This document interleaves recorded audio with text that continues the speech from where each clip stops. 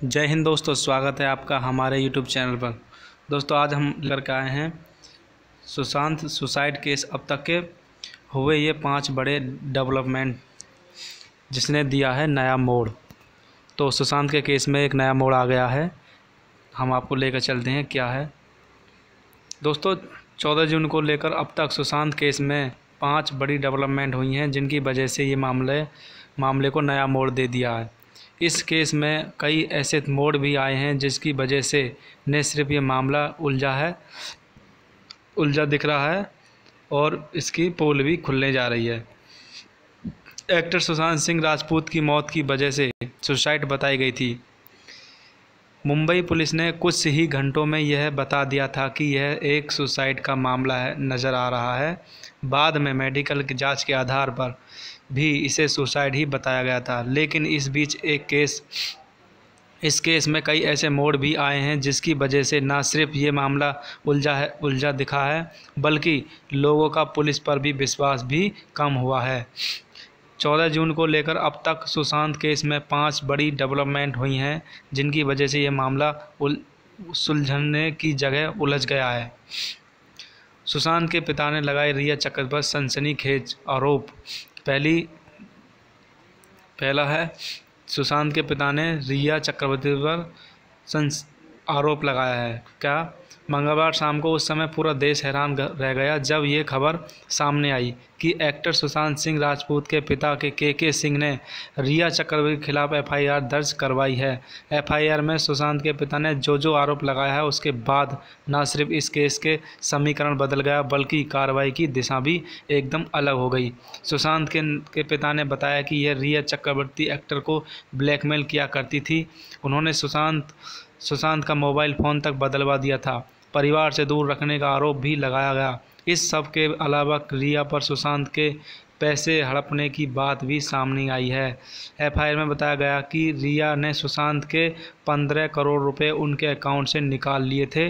रिया के परिवार पर भी सुशांत पर मानसिक रूप से दबाव बनने की बात कही गई। पुलिस ने इस एंगल पर भी जांच करना शुरू कर दिया। दूसरी खबर, रिया चक्रवर्ती की अमित शाह से सीबीआई जांच की अपील।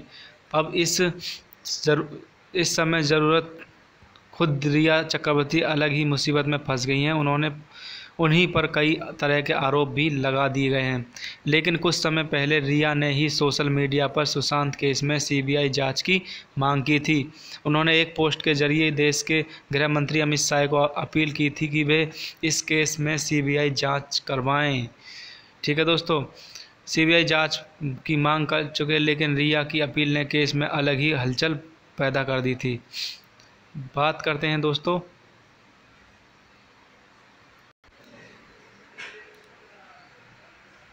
सुशांत सिंह राजपूत की फ़ोटो। एक बात करते हैं तीसरा मुद्दा। एक ही मुद्दे पर संजय लीला भंसाली और आदित्य चोपड़ा के अलग अलग बयान। एक्टर सुशांत सिंह राजपूत के मामले में उस समय तेज़ी आई थी जब मुंबई पुलिस ने YRF के हेड आदित्य चोपड़ा और फिल्म डायरेक्टर संजय लीला भंसाली से पूछताछ की। लेकिन हैरानी की बात यह रही कि दोनों ही शख्स ने एक ही मुद्दे पर एक दूसरे से जुदा बयान दर्ज करवाए। ये मामला था फिल्म बाजीराव मस्तानी को लेकर, जिसे में ऐसा कहा जा रहा था कि सुशांत सिंह राजपूत को भी लेने की तैयारी थी।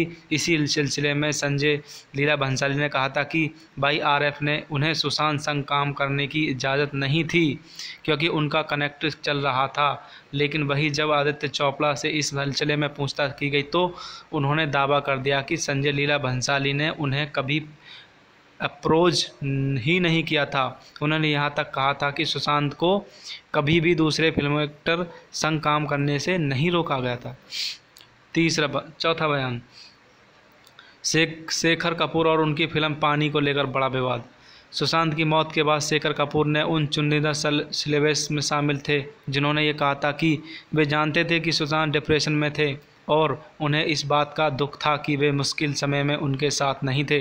अब कहने तो शेखर कपूर का ये बयान ही काफ़ी बड़ा माना गया है, लेकिन जब बाद में उनकी फिल्म पानी को लेकर कई खुलासे हुए तब पता चला कि इस फिल्म की वजह से ही भी काफ़ी विवाद रहा था। शेखर कपूर ने बताया कि सुशांत ने 11 महीने तक पानी के लिए काफ़ी मेहनत की थी, लेकिन उस फिल्म की शूटिंग कभी शुरू ही नहीं हुई और बाद में प्रोजेक्ट कैंसिल हो गया। इस बात से सुशांत काफ़ी दुखी हो गए थे, लेकिन वहीं इस बारे में आदित्य चोपड़ा से पूछा गया तो उन्होंने